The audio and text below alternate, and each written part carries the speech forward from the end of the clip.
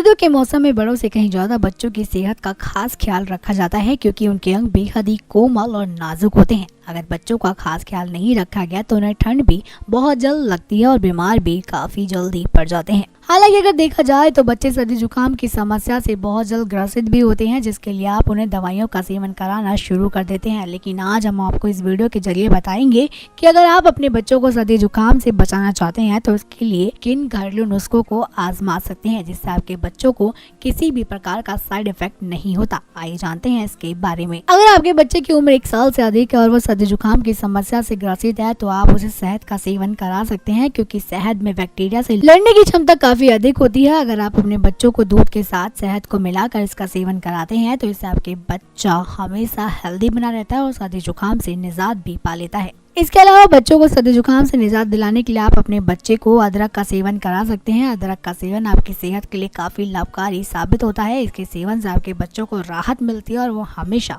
सेहतमंद बना रहता है। किरण हेल्थ डेस्क से रानी की रिपोर्ट।